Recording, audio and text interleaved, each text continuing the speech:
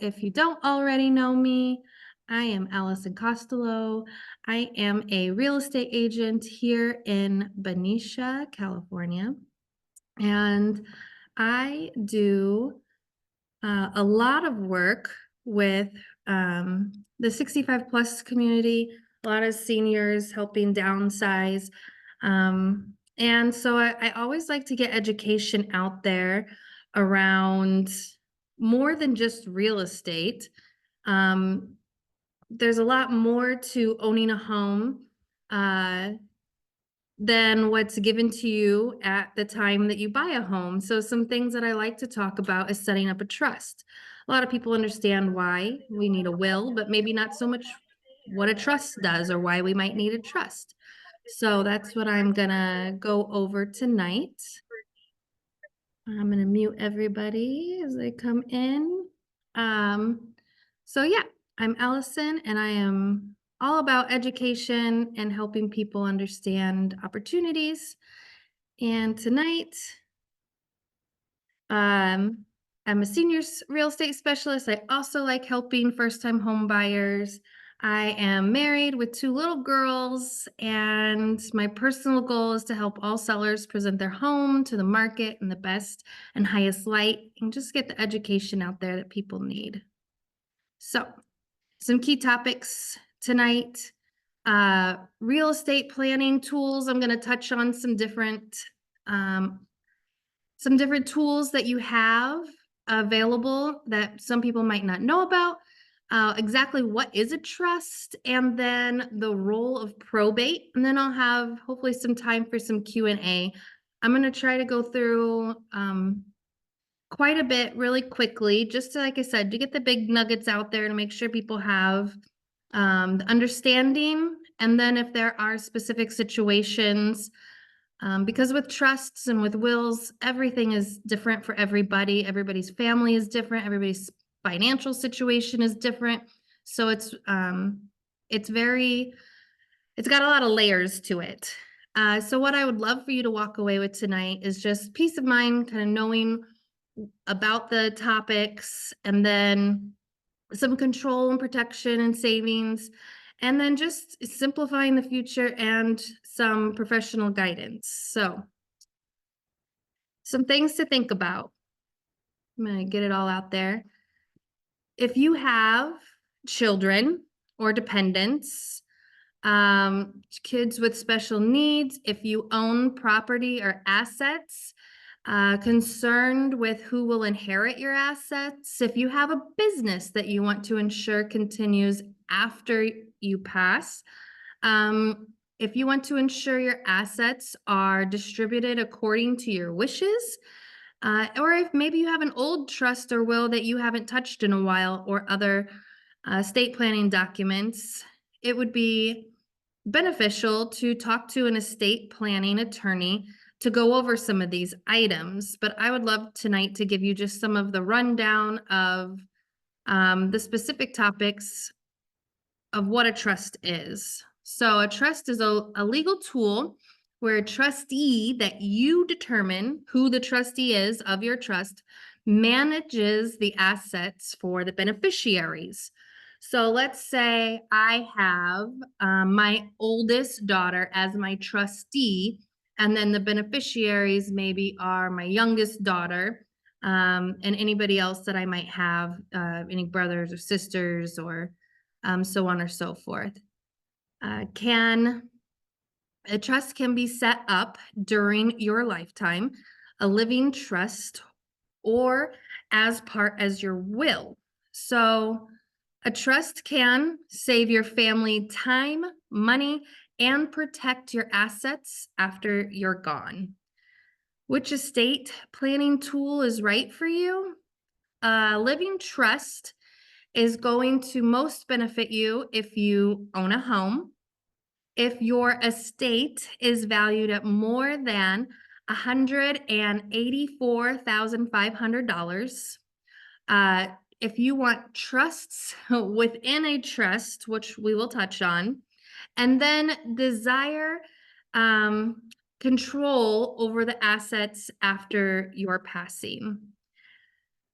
A trust will avoid probate. A trust is private, and a trust can uh, help you to manage things more specifically. So, in the case that you were incapacitated, there is tools that you can use within a trust to set up what's going to happen next. If you become unconscious, incapacitated, and need to have somebody running your estate um, for you.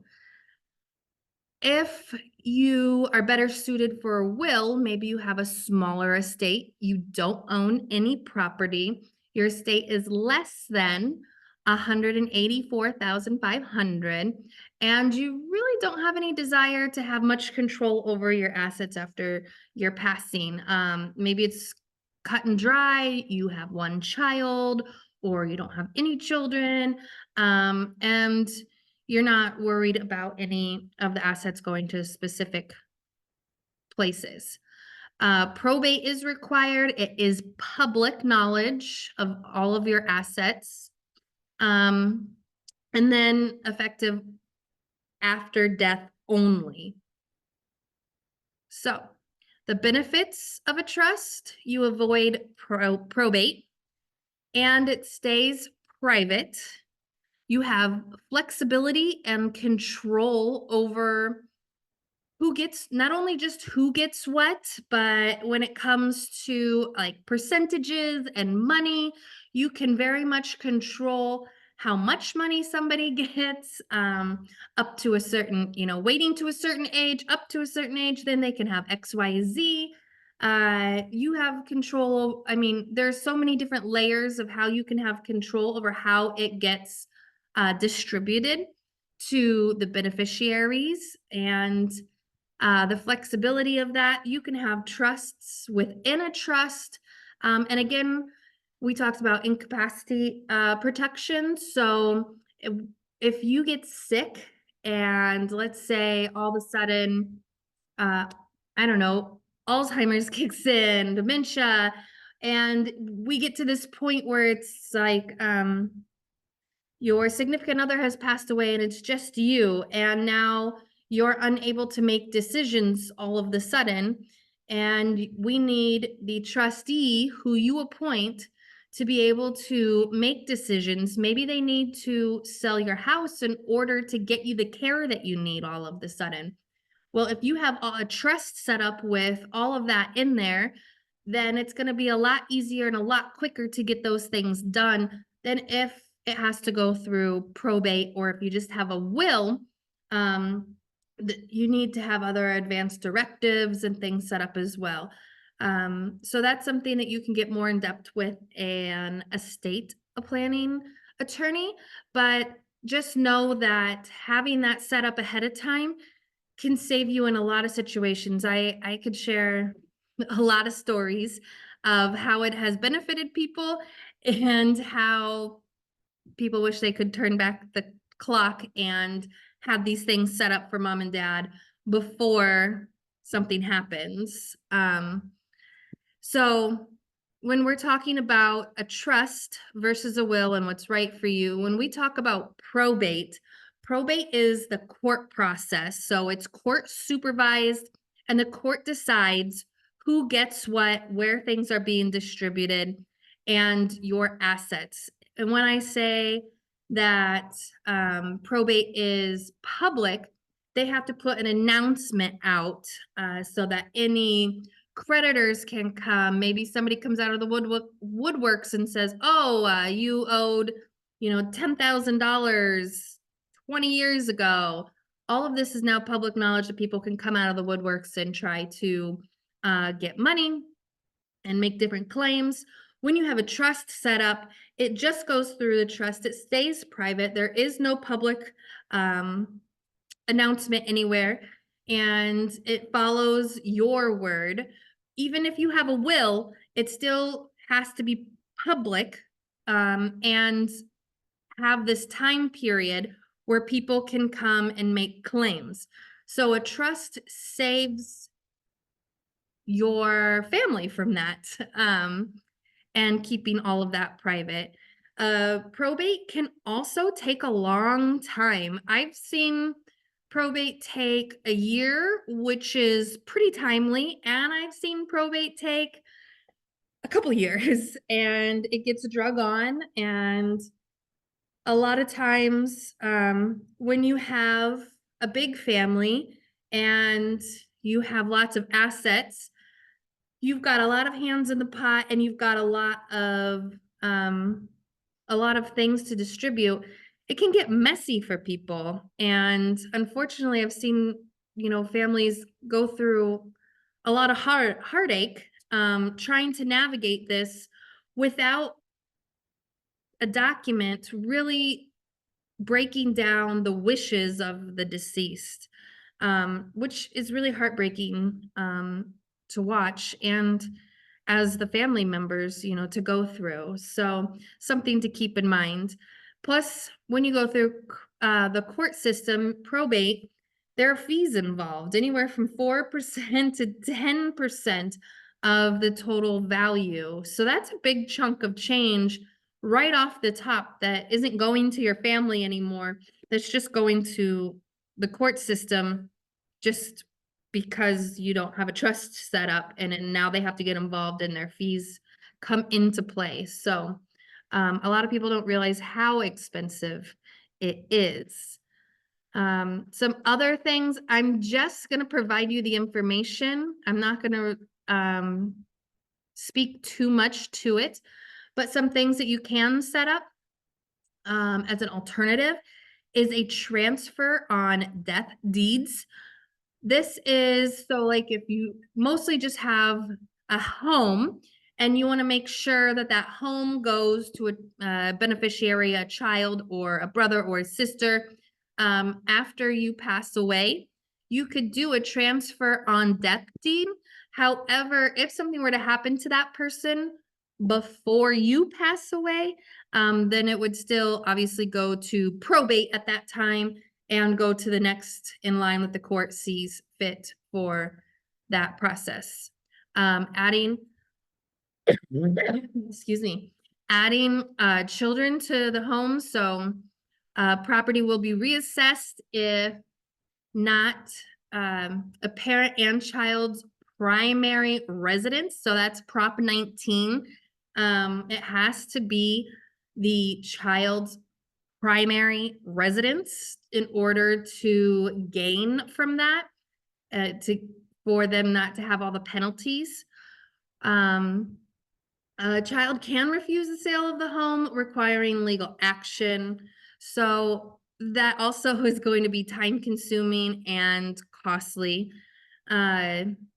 Joint tenancy, and you have your community property with right of survivorship.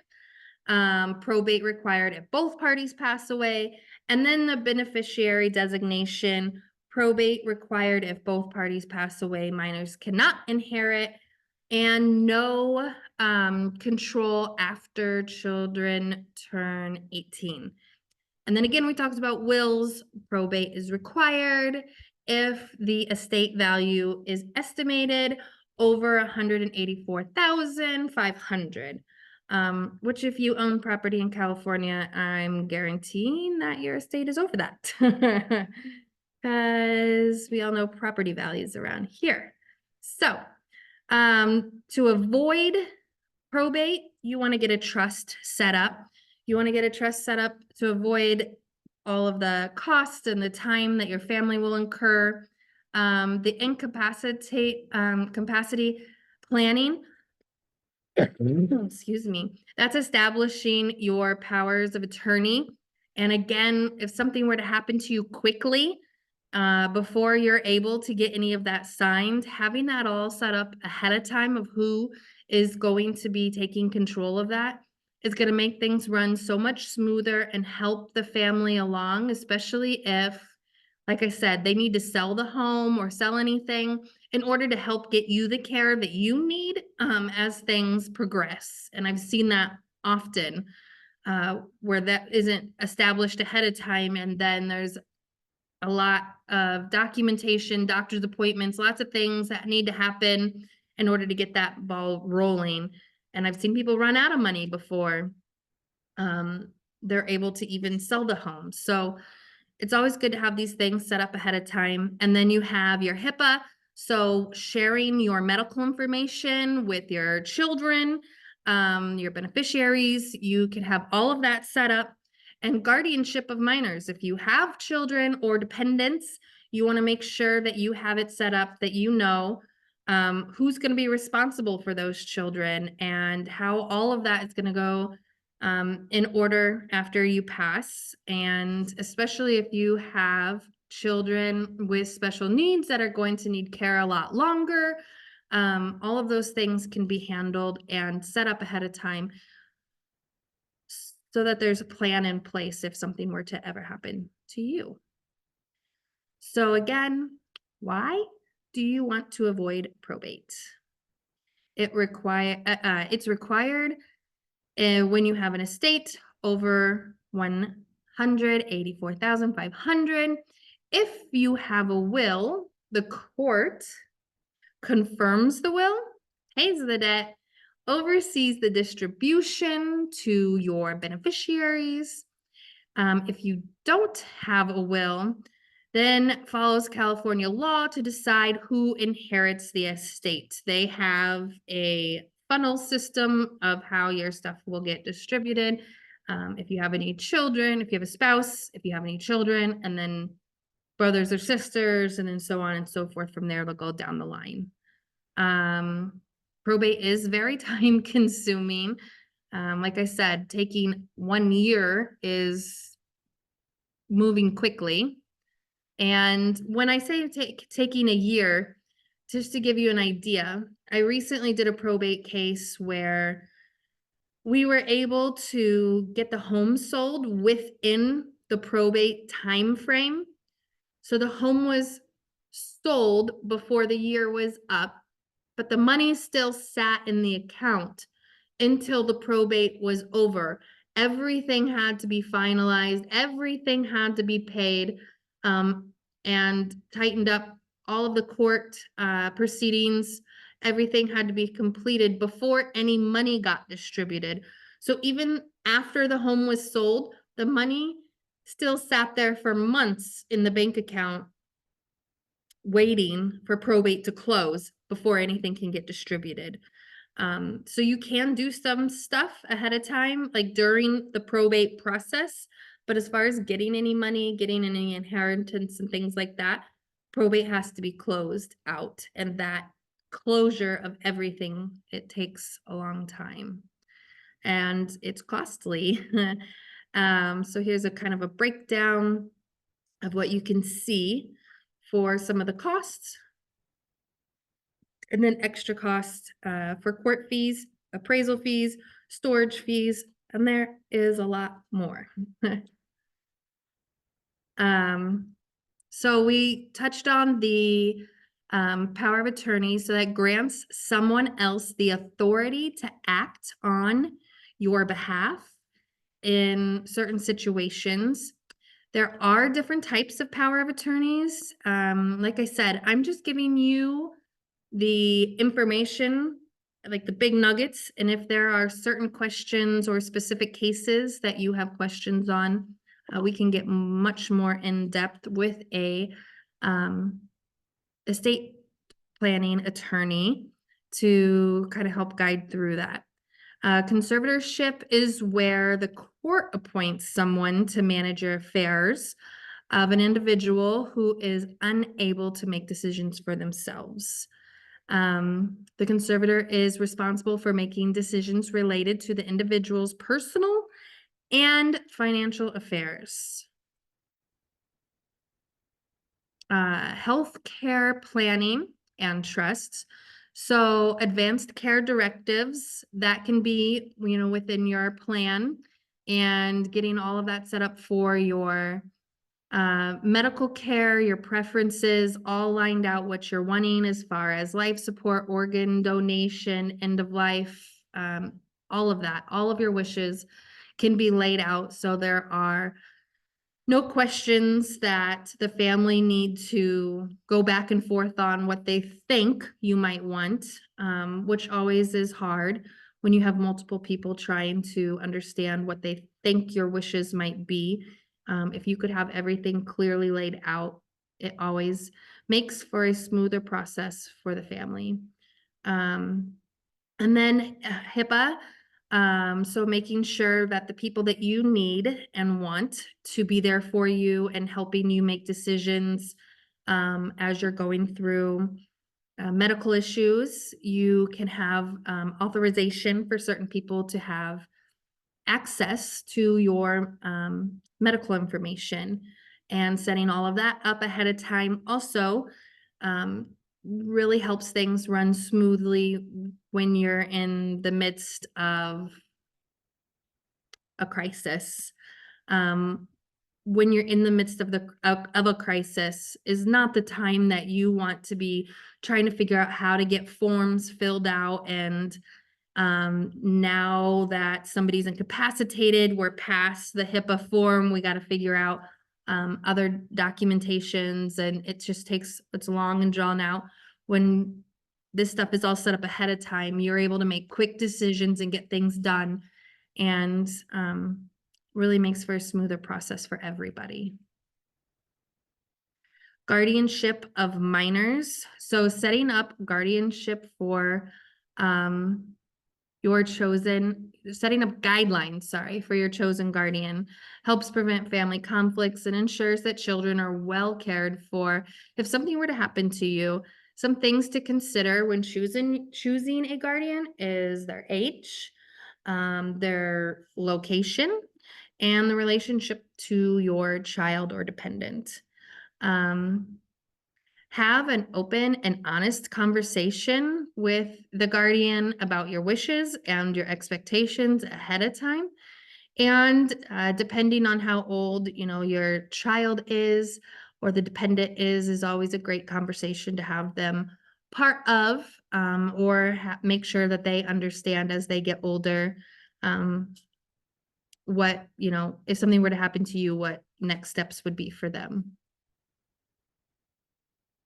And then a little bit more about the responsibilities of the trustee. So when you're picking your trustee, this is the one person who is going to manage all of it, manage your assets and be responsible for managing your assets of the trust, and that they will always have the benefit of the trust beneficiaries. So the trustee would act in the best interest of the beneficiaries. The trustee makes decisions that are aligned with the goals and objectives of the trust, and that ensures that the beneficiaries' needs are met. The trustees must also act impartial, not in favor to one beneficiary over another.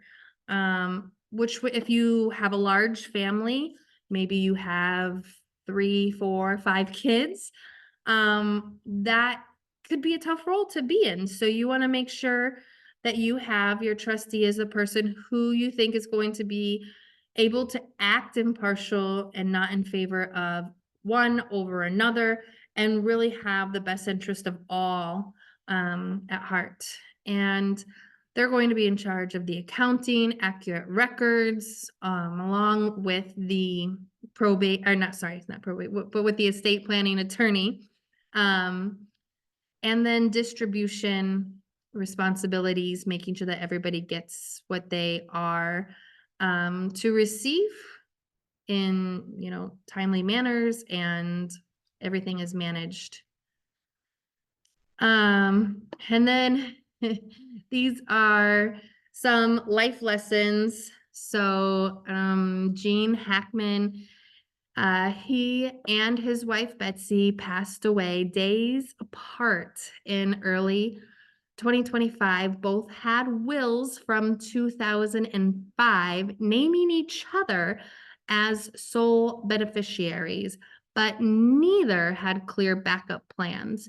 So it's always good to one, have a backup plan if you're naming a spouse, to have, if something happens to that person, who would be the next in line, and so on and so forth for that. And again, just making sure as your life changes over time that you're just reassessing these documents once in a while. Are they still up to date? Is it still, 20 years ago you set it up 20 years ago? Are they still, have your wishes changed? Has your assets changed? Beneficiaries, any of that type of stuff. You just want to make sure that you're staying on top of. And then you've got Prince, so died in 2016 without a will. His 156 million estate was tied in court for over 6 years. Again, probate lasts a long time, but 6 years is excessive. But with I could only imagine with what he has, all of the complexity that came along with that. And here are some other examples. So the idea is just, again, making sure that you have things set up ahead of time. You never know what life is going to throw at you, and being prepared. So again, wills versus trust. A will, ideal for very straightforward estate.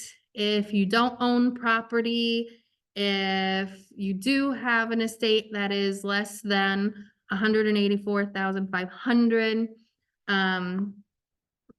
but they involve probate. So trust is more complex, offers privacy, avoids probate, and provides more control over asset distribution. So consider your needs. Are there any questions? I am like right at 30 minutes. So lots of time for questions if anybody has anything. Could you do it at any time, for instance, like, because I like how you were saying it, say the arm and a leg for the beneficiary, for that part. Doesn't matter, like when you start, because you know the ages for my kids. So for instance, if I do it, I would want to make sure all three of them are even. Yeah. You know what I mean? And not in that type of way. Yeah. But absolutely. it You doesn't can matter start what. it at any time, the sooner the better. Okay. And making sure that, like I said, as time goes on, every, couple years, you just go back and reassess a little bit. Is that still your wishes? Is that still the case? Maybe in 5 years you have another kid and you need to add it to there. Yeah. But you just need to, the sooner the better, and always keeping it updated. Great question. Melissa Green, did you have a question? I do. Thank you for Yeah. sharing this information. I guess I never really understand. Like it sounds like the trust is established as an individual. Like that. Okay, let me go back. I'm a married woman, Mhm. but I should have my own trust. This does not necessarily have to involve my husband, right? Well, I mean, if you guys own property together, it would Mm-hmm. involve your husband. If you don't own property together, Mm-hmm. if you don't have any children, then yeah, it could be just you. If you guys have children or property together, then it would involve both of you. And we have to agree on what goes in the trust, huh? I think Yeah, that's my dilemma. Like, I think my wishes might be different than his. fair. So, but this is okay. This was Yeah. helpful. Yeah. And there are a great way to start the conversation with significant others. There are like planners out there now. If you go on Amazon or Etsy, there are end of life planners that you could get, and then start asking some of these questions and putting some of it down just on paper between the two of you before you go and get a trust set up. So that way you guys can kind of be on the same page too. That's something that I've done with my parents. I've done with my spouse as well. is even now just setting up some of those things, having those conversations and just having it in a book. Like my mom has everything in a book ready to go that if something happens, I can grab that book and unload right away. She has a will and a trust and everything in place, and all of the information is in that book. So all, great things to have on hand. Yes, Kai? Hi, are you able to hear me okay? Yeah. I'm sorry, I don't know where my voice went, but I wanted to ask what would be a reasonable amount of money for this type of service? I don't know. This is my first time learning about this, so I would be probably a vulnerable person as far as they can throw out a number and I'll, okay, great. But what would you say is a reasonable amount to pay for a service such as this? And thank you. Great presentation, by the way. Yeah, thank you so much. So with anything, you can get you can interview estate planning attorneys, and you can get some different quotes and base them off of each other. But I would say a couple $1,000s at least to get one very basic one set up. But it really just depends of your assets and how many layers, if you have children, all of those things, what kind of documents you put into it. It really all affects the cost. So I don't really have those numbers. I don't set that stuff up.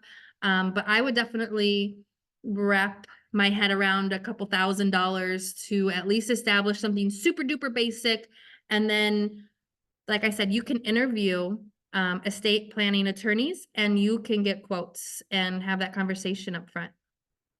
Wonderful. Thank you for that information. Absolutely. Anything else?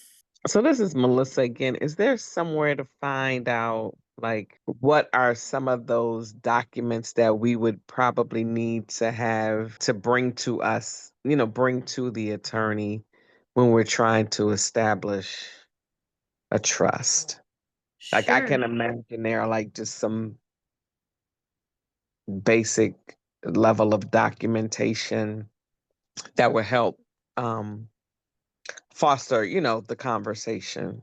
Yeah. Like, is it beneficiary documents? Like, Mhm. what are some of those items that we may need to make sure we have in hand? Absolutely. Well, when you have your first consultation, they can give you a breakdown of some things that they're going to be asking you for ahead of time when you set up an appointment with them.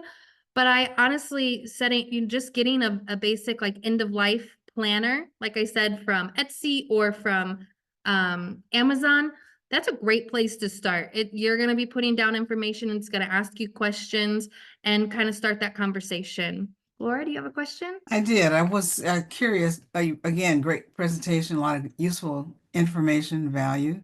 And but is there an optimum age that a person should start looking at establishing a trust? Or is there an end age that you'll be precluded from being able to establish a trust? I work with a lot of seniors, some, over 65 up to 95, Mhm. and so is there a cutoff or a beginning point at which you would establish a trust? I would say at the point where if you have children and you own property, you should get set up with a trust. Those are two big factors to navigate if something were to happen to you. So I think if you own property, having that in a trust is huge. And when you're working with somebody, a professional, they'll also guide you through, but having a trust set up, I'm not going to go into tons of detail because I could go in a whole rabbit hole, but having your trust set up, you want to also make sure that your trust is funded. You want to also make sure that if you have your home in a trust, then you have to worry about like having your insurance, your trust listed on your insurance, and all the things that come along with that as well. And so there are a lot of layers to it. And I think that as soon as you have an estate, that is going to be passed down to somebody if something were to happen to you, a trust is going to help that process, right? Because if let's say you have a $500,000 home and something happens to you and your significant other or family needs to sell that home in order to help you in the future with medical care, if that gets hung up with paperwork and so on and so forth, I've seen people run out of money, and that's a really bad place to be in. So it helps when all of that stuff is set up ahead of time. So once you have a home, if you have children, you're a candidate to get a trust set up.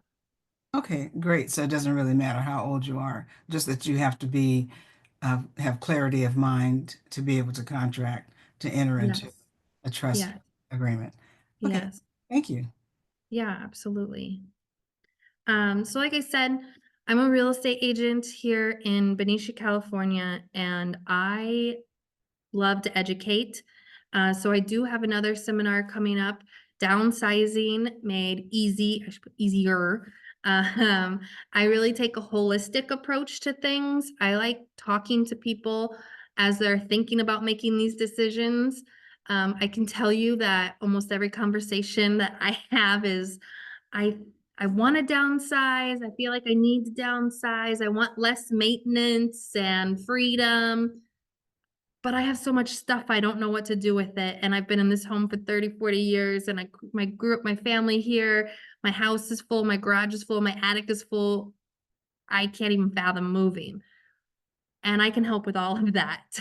I work with move managers, and the first thing is always finding your next step and keeping everything moving forward for you while we handle all of the stuff in the background. So I'm going to touch on that next month. I would love to send out some information if anybody's interested in what that looks like.